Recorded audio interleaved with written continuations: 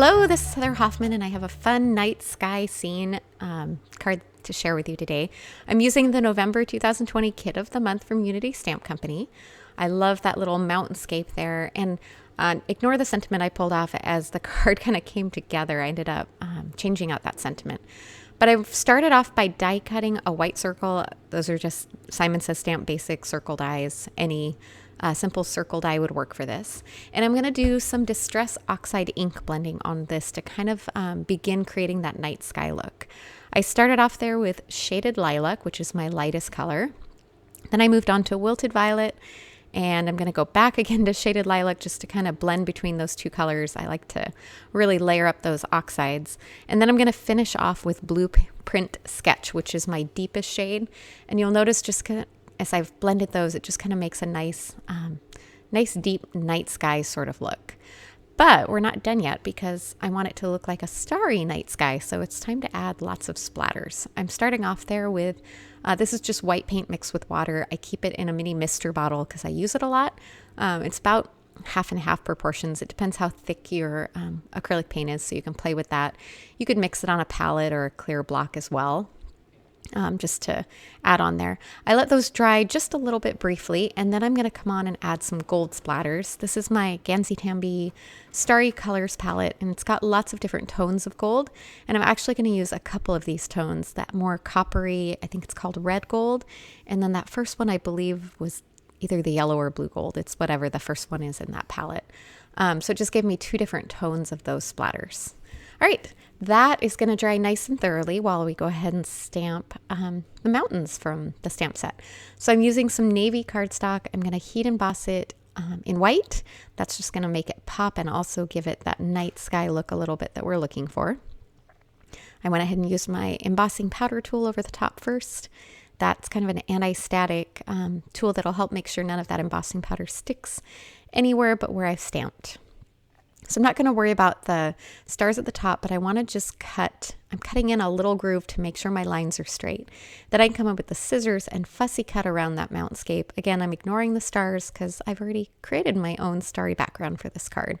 But having those straight pieces kind of cut in a little bit with my paper trimmer, make sure that those stay nice and straight. I kind of played a few times with the position, trying to decide exactly what I wanted to do. And you can see as I did this, how I started to notice that sentiment just wasn't going to fit. There was no way I could get it to work on there. Again, I tried a few different ways and kind of moved it around because I really wanted to use that sentiment. But in the end, I ended up just switching out the sentiment to one of the longer, wider. So I did trim down that mountainscape a little bit just to see if I could make it fit, but I still really wasn't happy. So I finally gave in and just decided to switch out my sentiment. I'm trimming off a little tiny bit on the edge of that white card base because I noticed it was a tiny bit wider than that blue panel with the mountains. And I'm going to kind of just plan in there where I want to tuck that circle. I put adhesive on it, then I can press it in place. And then the mountain, I'm going to adhere with foam adhesive. But first, I'm going to wrap some twine around that. This is just some jute string in ivory. It's kind of a good rustic, soft and simple twine that I really like. So I'll fiddle with that bow a little and then trim off the extra ends. I always like to do that at the end so I can make sure I have it even. And then I can pop some foam adhesive on the back of that. And this is gonna, that foam adhesive is gonna do two things. It's going to pop this up on my card base, of course. And I still had to fiddle with that bow just more and more, just until I got it small enough that it didn't block the mountain. All right, now as I add that foam adhesive on there, you're gonna see it's gonna hold that bow in place as well as pop this up on that background. So it's kind of a 2-for-1 sort of deal we got going on here. So dimension and stability to where that bow is so it won't slip off the bottom or off the top or anywhere but where I kind of wanted it centered there. All right, peel all that backing off, line it up on the bottom, press it in place. And then it's just time to add that sentiment across the top.